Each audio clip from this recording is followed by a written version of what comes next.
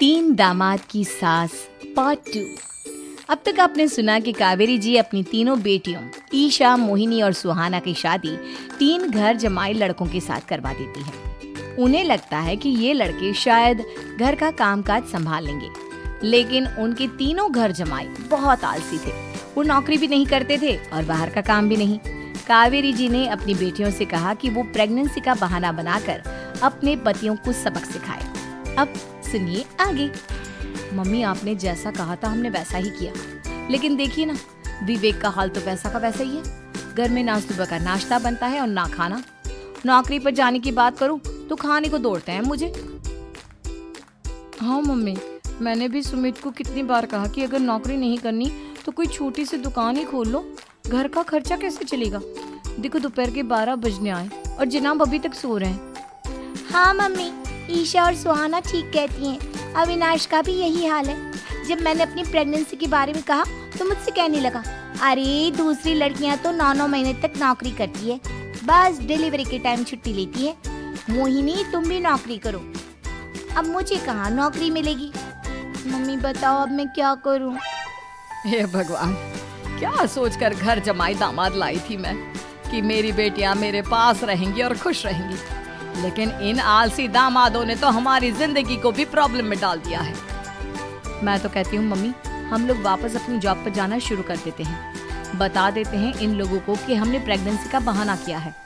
नहीं बेटा, ऐसी गलती भी मत करना। अगर तुमने ऐसा किया तो इन तीनों की आदत और खराब हो जाएगी। अरे आज नहीं तो कल कभी तो तुम प्रेग्नेंट होगी, तब वापस यही प्रॉब्लम आएगी। तब क्या करोगी तुम तीनों। हाँ मम्मी, आपकी बात तो बिल्कुल सही है। इन लोगों को तो सुधारना ही पड़ेगा। लेकिन कैसे? अपने बच्चों के आने की खबर सुनकर भी इन लोगों पर कोई असर नहीं हो रहा। पैसे कमाने के लिए घर से बाहर निकलना ही नहीं चाहते ये तीनों। अब मेरे दिमाग में एक प्लान आया है। तुम तीनों चिंता मत करो, उन तीनों को बुलाओ, फिर मैं बात करती हूँ। थोड़ी देर बाद कावेरी जी अपने तीनों दामादों को सामने बुलाकर अपनी बात कहना शुरू करती हैं। अविनाश, सुमित और विवेक, देखो बेटा, मैं ना तुम तीनों से बड़ा प्यार करती हूँ, इसीलिए तो तुम्हें घर जमाई बना कर रखा है मैंने। अरे मम्मी जी, सीधे सीधे कहिए ना, क्या बात है। प्यार तो हम भी आपको बहुत करते हैं। अरे मम्मी जी, आपकी इज्जत भी बहुत करते हैं। अरे भाई, आपके जैसी सास और कमाने वाली बीवी सबको मिलती है क्या? हाँ मम्मी, विवेक और सुमित ठीक कह रहे हैं। आपकी बेटी से शादी करके मेरी तो ज़िंदगी ही अच्छी हो गई है। जानती हूँ मैं, और ये भी जानती हूँ कि तुम तीनों अपने अपनी बीवियों से बहुत प्यार करते हो। बेटा, बात ऐसी है कि हमारे कुल गुरु ने कहा है कि प्रेग्नेंट होने के बाद मेरी तीनों बेटियां शुरू के 4 महीने हमारे गांव में जाकर रहेगी, जहां मेरे चाचा जी रहते हैं। अरे लेकिन क्यों मम्मी, गांव में जाकर रहने की क्या ज़रूरत है इन तीनों को।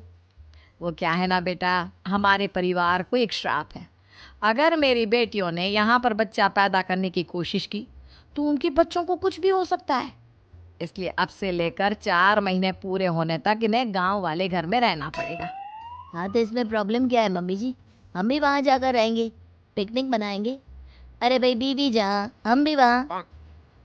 हाँ यार, आइडिया तो बहुत अच्छा है। शहर की ज़िंदगी में रह रहकर परेशान हो चुके हैं, अब कुछ दिन गांव में बिताएंगे। तुम लोग समझने की कोशिश क्यों नहीं करते। तुम में से कोई भी वहाँ नहीं जा सकता, और मैं यहाँ रहूँगी ना तुम तीनों के साथ। 4 महीने की तो बात है, उसके बाद ये तीनों ही लौट कर आ जाएंगी। ठीक है मम्मी जी, अब हमारे बच्चों का सवाल है तो ये तो करना ही पड़ेगा। कावेरी अपनी तीनों बेटियों को कुछ दिन के लिए घर से बाहर कहीं दूसरे शहर में रहने के लिए भेज देती है। कुछ दिनों के बाद, अरे मम्मी जी, बहुत दिन से पिज्ज़ा नहीं खाया, मंगवाइए ना। क्या बताऊं बेटा, पहले तो बेटियां खर्चा दे देती थी क्योंकि उनकी नौकरी थी, लेकिन अब तो मेरे पास पैसे ही नहीं बचे।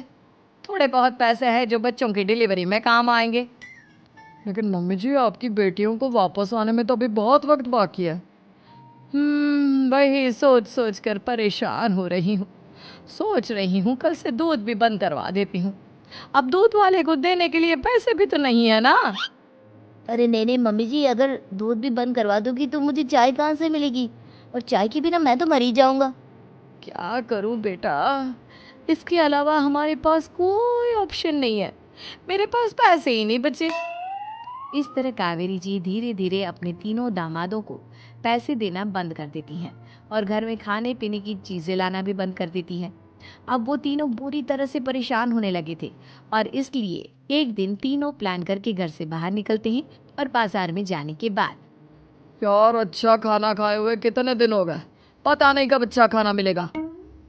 हमारी बीवियों के जाने के बाद तो हमारी हालत भिखारियों जैसी हो गई है यार।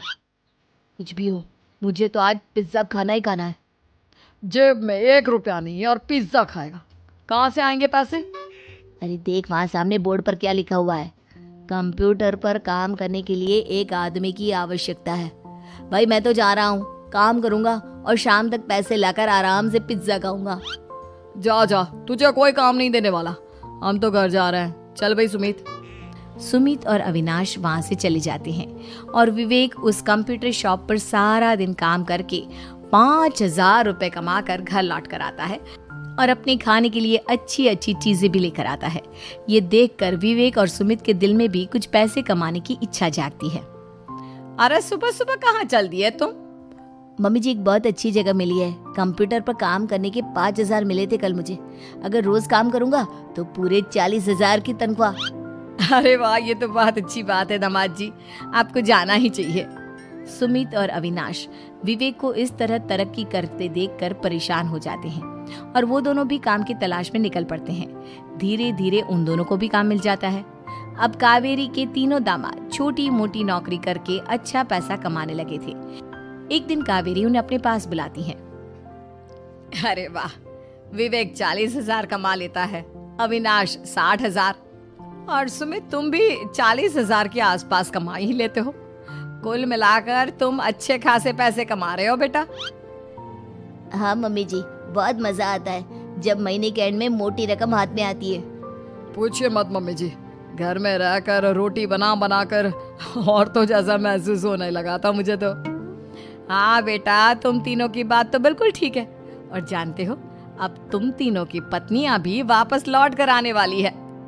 लेकिन मम्मी जी अभी तो उन्हें गए सिर्फ 2 महीने हुए हैं, आपने तो कहा था वो 4 महीने के बाद लौट कर आएंगी।